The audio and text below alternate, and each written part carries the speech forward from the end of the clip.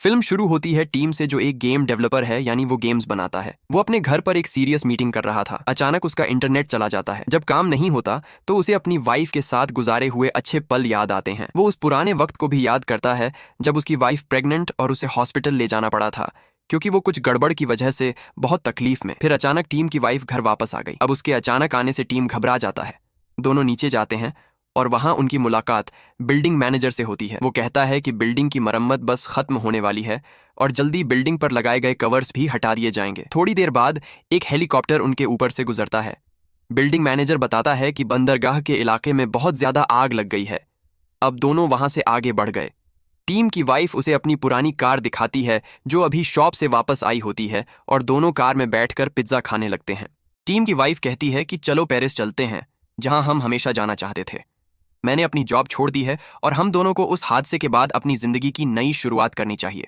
दरअसल जब प्रेगनेंसी में मसला बना था तब उनका बच्चा मर गया था। एम कहता है कि मैं अपनी जॉब नहीं छोड़ सकता, जाना तो चाहता हूं लेकिन अभी नहीं। फिर उसे काम वाली जगह से फोन आया और वो मशरूफ हो जाता है। रात को दोनों बेड पर लेटे थे लेकिन जाग रहे होते हैं और उसकी वाइफ रो रही। अगली सुबह टिम उठकर देखता है कि उसकी वाइफ अपना सामान लेकर जाने के लिए तैयार खड़ी है।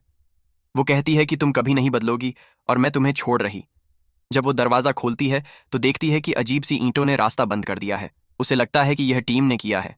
यह उसे हटाने का कहती है। टीम भी चेक करता है लेकिन उसे भी कुछ समझ नहीं आता। टीम की वाइफ खिड़की चेक करती है लेकिन वहां भी वही ईंटें लगी हुई थीं और पता चलता है कि हर खिड़की पर इन ईंटों ने रास्ता ब्लॉक किया हुआ है।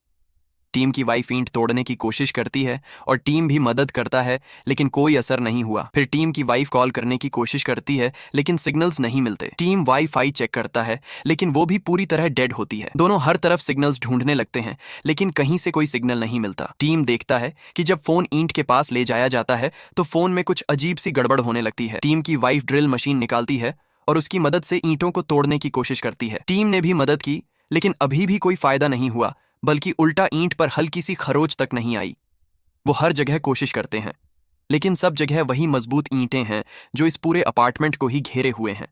वो हैरान यह सोचकर कि आखिर कोई कैसे पूरी बिल्डिंग को ब्लॉक कर सकता है। तभी उन्हें साथ वाले रूम से किसी के चीखने की आवाज आती है। दोनों दीवार में सुराख बनाते हैं और दूसरी तरफ एक औरत और आदमी को देखते हैं। आदमी टेंशन में होता है। वो कहता है कि उन्होंने यह कमरा सिर्फ एक रात के लिए रेंट पर लिया था लेकिन अब वो भी फंस गए हैं। पूरी तरह हमारा भी रूम ब्लॉक है। वो उनसे पूछते हैं क्या आपके साथ भी यह मसला बना है। तब टीम और उसकी वाइफ जवाब देते हैं कि हाँ, हम भी इस मुश्किल में फंसे हुए हैं, जिसे आदमी और ज्यादा घबरा जाता है। टीम की वाइफ उनसे कहती है कि रात तुमने कुछ अजीब देखा था। उन्होंने जवाब दिया, हम तो सो गए थे लेकिन जब सोकर उठे तो घर को ऐसी हालत में पाया। औरत भी घबरा रही होती है। तब टीम की वाइफ उसे तसल्ली देती है। टीम देखता है कि पानी भी नहीं आ रहा। फिर दोनों अपने लिए जरूरी सामान जमा कर लेते हैं। टीम कहता है ये सब वीडियो गेम जैसा है और हमें यहाँ से निकलने का रास्ता ढूंढना चाहिए। लेकिन टीम की वाइफ कहती है कि यह तुम्हारी घटिया गेम की तरह नहीं है, ये सच में मुसीबत है। और अब दोनों का इस बात पर झगड़ा हो जाता है। जब टीम की वाइफ वहां से निकलती है तो टीम गुस्से में अपना फोन उस दीवार पर दे मारता है। वो जब बैठा हुआ था तो दीवार पर कुछ नोटिस करता है। चेक करने पर उसे पता चला कि मेरे टूटे हुए फोन की चिप उस ईंट की दीवार पर चिपक गई है। उसे समझ लग जाती है कि यह ईंट किसी मैग्नेट मकनतीसज की तरह काम कर रही। टीम की वाइफ आई और लड़ाई करने के लिए माफी मांगती है। टीम चम्मच लेकर दीवार पर चिपका देता है और अपनी वाइफ को दिखाता है कि दीवार एक मैग्नेटिक पावर है। अब दोनों सारी लोहे वाली चीजें इकट्ठा करके उस दीवार पर लगा दें। टीम की वाइफ नोटिस करती है कि स्क्वायर शेप में मैग्नेटिक पावर ज्यादा है, यानी कि चौरस में। लेकिन तभी वो लोहे की चीजें हिलने लगती है और हवा में उड़कर उनकी तरफ जाने लगती है। टीम अपनी वाइफ को लेकर नीचे झुक जाता है, मगर उसकी वाइफ ने नोटिस किया था कि टीम जख्मी हो गया है क्योंकि कुछ लोहे की चीजें उसके पेट में घुस गईं। उसकी वाइफ उन चीजों को निकालकर टीम की मरहम पट्टी करती है। थोड़ी देर बाद फिर से साथ वाले कमरे से औरत के चीखने की आवाज आती है। दोनों उस तरफ भागकर उन लोगों को आवाज लगाते हैं लेकिन आगे से कोई जवाब नहीं आता।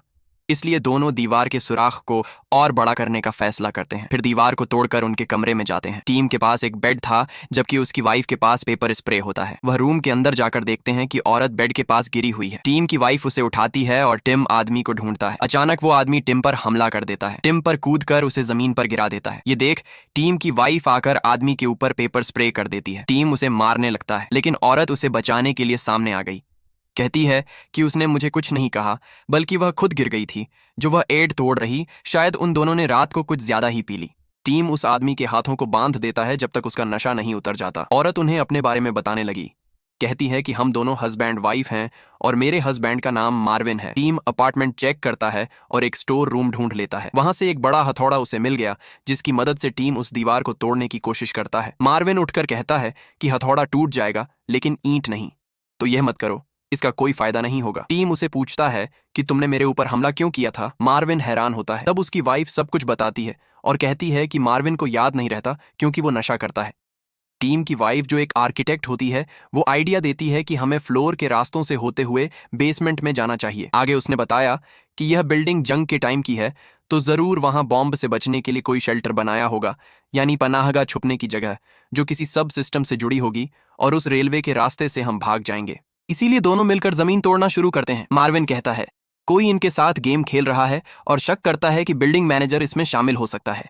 अब आखिरकार यह फ्लोर तोड़कर वहां काफी बड़ा गड्ढा बना लेते हैं और टीम नीचे जाता है। वो अपने पड़ोसी को आवाज लगाने लगा जो एक बूढ़ा आदमी था, लेकिन बूढ़ा आदमी गन लेकर आ जाता है। वो टीम को धमकी देता है कि वापस ऊपर चले जाओ, क्योंकि वह किसी से अपने खाने पीने का और जरूरी सामान शेयर नहीं करना चाहता था। प्रेम की वाइफ और बाकी सब लोग उसे समझाते हैं और अपना प्लान बताते हैं, लेकिन बूढ़ा आदमी मना कर देता है और कहता है कि किसी और रास्ते से जाओ। फिर बूढ़े आदमी की पोती आती है। वो कहती है कि अगर सब मिलकर काम करें तो निकल सकते हैं। अब उसके कहने के बाद बूढ़ा आदमी मान जाता है। सब लोग नीचे उतरे। टीम मार्विन के हाथ खोल देता है और कहता है कि जमीन तोड़ने में मदद करो। अचानक टीम ने एक डिवाइस को देखा। जब उसे खोलता है तो अंदर कैमरा होता है।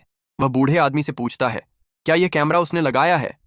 बूढ़ा आदमी कहता है कि नहीं और बताता है कि यह बिल्डिंग मैनेजर ने लगवाई। टीम फिर दूसरी जगह पर जाकर एक और डिवाइस खोलता है जिसके अंदर भी कैमरा था। मार्विन कहता है कि कोई हमारे साथ स्क्विड गेम की तरह खेल रहा है और उसने हमें यहां फंसा दिया है, और वो इंसान कैमरास के जरिए हमें देख रहा है, जो और कोई नहीं बल्कि बिल्डिंग मैनेजर है जो इस गेम का मास्टर है। इनकी वाइफ कहती है कि हमें उसे पूछना चाहिए और वो अगले फ्लैट में ही रहता है। सब मिलकर दीवार तोड़ते हैं और उसके कमरे में आ जाते हैं, लेकिन वो यह देखकर दंग रह जाते हैं कि बिल्डिंग मैनेजर मरा हुआ है। उसके दोनों हाथ काट दिए गए थे और आसपास खून बिखरा पड़ा था। उसके हाथ भी वहां से गायब थे। मार्विन को उल्टी होती है और वह वॉशरूम चला गया। तब उसकी वाइफ भी पीछे जाती है। टीम की वाइफ भी घबरा गई। तब टीम उसे शांत करता है, लेकिन वह भी रूम से बाहर चली गई। टीम बिल्डिंग मैनेजर का फोन चेक करता है जिसमें इस दीवार की बहुत सारी तस्वीरें। फिर सब लोग दोबारा जमीन तोड़ना शुरू कर देते हैं। टीम की वाइफ उसे एक न्यूज आर्टिकल दिखाती है जिसमें उसी आग का जिक्र होता है, जिससे उसे लगता है कि जरूर इन सब के बीच में कोई कनेक्शन। अचानक जोर से जमीन टूट जाती है जिससे टीम, मार्विन और उसकी वाइफ नीचे गिर जाते हैं। टीम की वाइफ नीचे आकर उसे संभालती है, जबकि मार्विन और उसकी वाइफ भी खुद को संभाल लेते हैं। बूढ़े आदमी की पोती भी तैयार होती है नीचे जाने के लिए। बूढ़ा आदमी उसे बंदूक देते हुए कहता है कि वो अकेली जाए, मैं यहीं रुकूंगा, लेकिन उसकी पोती जबरदस्ती उसे ले जाती है। ये जब नीचे पहुंची तो एक आदमी हाथों को उठाए हुए वहां आता है। अपने बारे में बताते हुए कहता है कि मेरा नाम यूरी है और जो इस फ्लैट में रहता था वो मेरा दोस्त था और मैं कुछ दिन के लिए उसके पास रहने के लिए आया था। वह पूछता है कि वह लोग जमीन क्यों तोड़ रहे हैं, तुम लोगों का क्या प्लान है। अब जब वह प्लान सुनता है तो हंसने लगा। कहता है कि यह 8 की दीवार उनकी हिफाजत के लिए है और कहता है कि यह एक हाईटेक सिस्टम है जो किसी भी हमले से बचाता है। पूछता है क्या तुम्हारे पास इस थियरी का कोई सबूत है। यूरी के पास कोई खास जवाब तो नहीं था, इसीलिए वो अजीबोगरीब थियरीज बताने लगता है। कि वाइफ पूछती है कि तुम्हारा दोस्त कहाँ है जो यहाँ पर रहता है। यूरी उन्हें अपने दोस्त की लाश दिखाता है और कहता है कि वो अचानक गिर गया था, शायद दिल का दौरा पड़ा होगा, और वह इन ईंटों के बारे में रिसर्च भी कर रहा था। सब लोग उदास हो जाते हैं और बात करते हैं कि क्या बाहर सब कुछ खराब हो चुका है या नहीं, हमें जाना चाहिए या फिर नहीं। मार्विन, उसकी वाइफ और टीम की वाइफ कहते हैं कि वो बाहर जाने का रिस्क लेंगे, घर में फंसे रहना सही नहीं है। फिर वो सब रूम से बाहर निकल जाते हैं। बूढ़े आदमी की पोती पीछे रहती है ताकि यूरी के दोस्त का काम चेक कर। यूरी कहता है कि इसी दीवार की टेंशन लेते लेते मेरा दोस्त भी मारा। बूढ़े आदमी की पोती भी बाकी लोगों के साथ चली जाती है। सब लोग जमीन तोड़ते हैं और नीचे बेसमेंट में चले जाते हैं। वहां वो सुरंग ढूंढते हैं और दरवाजे को तोड़ने लगते हैं, लेकिन वो यह देखकर हैरान रह गई कि उसके पीछे भी वही ईंटों की दीवार मौजूद है। मार्विन गुस्सा होकर हथौड़े से दीवार पर मारता है। डेम उसे रोकने की कोशिश करता है। बूढ़ा आदमी गन उस पर तान देता है शांत करने के लिए। मार्विन कहता है ओके ओके, अब सब ठीक, लेकिन अचानक बंदूक छीनकर दीवार पर शूट्स कर देता है। गोलियां दीवार के पास रुककर वाइब्रेट करने लगती हैं। टीम चिल्लाता है कि सब झुक जाओ। सब झुक जाती हैं और गोलियां उनके ऊपर से गुजर गईं, लेकिन बूढ़ा आदमी सही टाइम पर झुक नहीं पाता और एक गोली उसे लग जाती। उसकी पोती फुरन पा जाती है और सबसे मदद मांगती है। मार्विन उसकी मदद को आया, लेकिन बूढ़े आदमी की पोती उस पर चिल्लाने लगती है और अब बूढ़ा आदमी वहीं दम तोड़ देता है। सब लोग यूरे के दोस्त के कमरे में बैठे हुए थे। मार्विन की वाइफ पूछती है, क्या सबकी जिंदगी में कोई ऐसी सेम चीज हुई है जो हम सबको जोड़ती हो? वो कहती है कि जब वो छोटी थी तो मरते मरते बची। बड़े आदमी की पोती कहती है कि उसकी माँ कैंसर से मर गई। यूरी कहता है कि वो एक आदमी को मार चुका है जब वो पुलिस में था। बूढ़े आदमी की पोती कहती है कि सब मार्विन के बारे में जानते ही हैं जो उसने अभी अभी किया।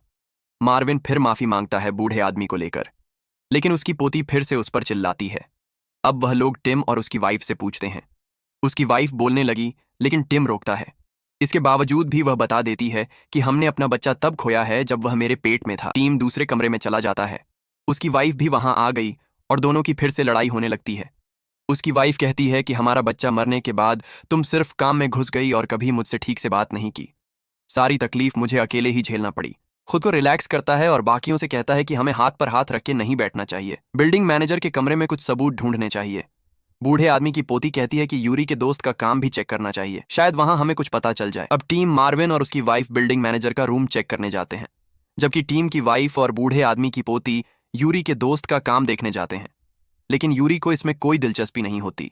जब वो बिल्डिंग मैनेजर का घर चेक कर रहे, टीम देखता है कि यह रूम ऊपर वाले रूम की निस्बत छोटा है। वो एक दीवार चेक करता है और उसे पता चला कि यहाँ एक खुफिया रूम है।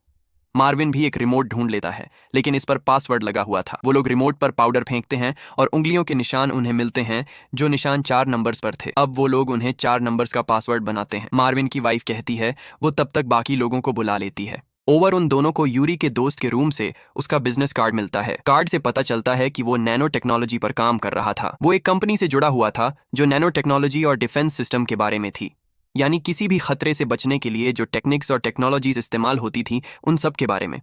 वो लोग यूरी से पूछते हैं, लेकिन वो कहता है कि उसने अपने काम के बारे में कभी ज्यादा बात नहीं की। वो सिर्फ यह जानता है कि मेरा दोस्त एक प्रोग्रामर था। वो और तलाशी लेती है तो उसके दोस्त का लैपटॉप और फोन टूटा हुआ मिलता है। यूरी कहता है जब भी मेरे दोस्त को कुछ समझ नहीं आता था तो वह चीजें दीवार से मारकर तोड़ दिया करता था। उन्हें एक कागज मिलता है जिस पर कोड लिखा हुआ था। शायद ये कोड दीवार खोलने के लिए था। यूरी हंसकर कहता है कि अगर दरवाजा खोला गया तो खतरनाक शनै अंदर आकर सबको मार देंगी। मार्विन की वाइफ आकर कहती है कि उन्होंने कुछ ढूंढा है। टीम की वाइफ और यूरी चेक करने ऊपर जाने लगते हैं, जबकि बूढ़े आदमी की पोती और रिसर्च करने के लिए इधर ही रुक जाती है। टीम अलग अलग पासवर्ड लगाता है और एक लगाते ही वो खुफिया दरवाजा खुल गया। वो लोग अंदर जाते हैं तो वहां पर कंप्यूटर्स थे जिन पर उन सबके कमरों में लगाए गए कैमरास की फुटेज चल रही। वो टीम और उसकी वाइफ का कमरा चेक करते हैं और इस ईंटों की दीवार के फैलने का सही वक्त दे। ये दीवार पूरी बिल्डिंग पर ऐसे फैल रही थी जैसे कोई डिफेंस सिस्टम ऑन हो गया हो और ये एडवांस नैनो टेक्नोलॉजी हो। बूढ़े आदमी की पोती यूरी के दोस्त की लाश को चेक करती है। जब उसका स्कार्फ हटाकर देखती है तो गला घोटने के निशान। उधर वो लोग यूरी के दोस्त के कमरे को चेक करते हैं जिसकी लाश जमीन पर पड़ी हुई थी। जब वो यूरी से उसकी मौत के बारे में पूछते हैं तो देखते हैं कि यूरी वहां नहीं होता। मार्विन उसे ढूंढने जाता है और वह लोग वीडियो देखते हैं जिसमें यूरी का दोस्त एफ लेकर इस दीवार के पास गया था और वहां लाइट 3-4 बार फ्लैशेस होती हैं और पता चलता है कि यूरी के दोस्त ने ईंटों की इस दीवार को खोल लिया था। मार्विन यूरी को ढूंढने उसके कमरे में गया और देखता है कि यूरी अपने दोस्त के काम को जला रहा है। टीम और बाकी लोग भी वो फुटेज देख लेते हैं जब यूरी अपने दोस्त का गला दबा रहा था। मार्विन देखता है कि बूढ़े आदमी की पोती भी बेड के पास मरी हुई है। वो यूरी पर चिल्लाने लगा, लेकिन यूरी कहता है कि वो सबकी जान बचाने के लिए ऐसा कर रहा है। टीम गन लेकर आता है और देखता है कि यूरी मार्विन का गला दबा रहा है। यूरी फिर टीम पर हमला करके उसे नीचे गिराकर गला दबाने लगता है। मार्विन उठ खड़ा हुआ और यूरी को टांग से मारकर दूर गिरा देता है और टीम की जान बचा लेता है। बाकी लोग भी वहां आ गए, कहते हैं कि यूरी को मत मारो, शायद उसे बाहर जाने का रास्ता मालूम हो। टीम उसे बेहोश करके कुर्सी से बांध देता है। अब इन सब लोगों को बूढ़े आदमी की पोती के मरने का बहुत अफसोस था। मार्विन की वाइफ सोचती है कि यूरी ने अपने दोस्त को इसलिए मारा होगा क्योंकि उसे बाहर जाने का रास्ता मिल गया था। वो लोग जले हुए कागज पर कोड देखते हैं, जबकि मार्विन की वाइफ वीडियो देखने जाती है ताकि कुछ और जानकारी मिल सके। जले हुए पेपर से पता चलता है कि यह कोड एक तरतीब की तरह है जो किसी खास कोड की तरफ इशारा कर बिल्कुल वैसे ही जैसे एक तरतीब से इस बिल्डिंग पर ईंटों की यह दीवार है। टीम की वाइफ यूरी के दोस्त का बिजनेस कार्ड दिखाती है। पता चलता है कि उसकी कंपनी का एड्रेस वही जगह है जहां बड़ी आग लगी। वो यूरी को जगाकर पूछती है कि कैसी तुम्हारा दोस्त ईंटों की दीवार को खोल पाया था।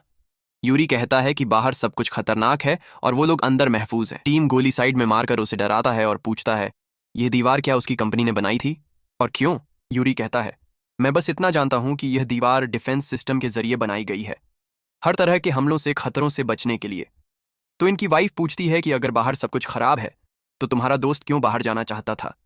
यूरी बताता है कि मेरे दोस्त को लग रहा था जैसे उस आग लगने की वजह से उनके सिस्टम में कोई गड़बड़ी आ गई है। इस पर मार्विन कहता है कि वो ठीक सोच रहा है और उसकी इस बात पर हम भी यकीन करते हैं। मार्विन की वाइफ उन्हें कहती है कि यूरी का दोस्त अपने लैपटॉप पर कुछ काम कर रहा था। जिन कहता है कि वो प्रोग्रामिंग के जरिए एक ऐप बना रहा था जो 8 की दीवार को खोल सकती है। वो देखते हैं कि यूरी ने अपने दोस्त का फोन और लैपटॉप तोड़ दिए थे। वो लोग टूटा हुआ फोन कंप्यूटर से कनेक्ट करते हैं।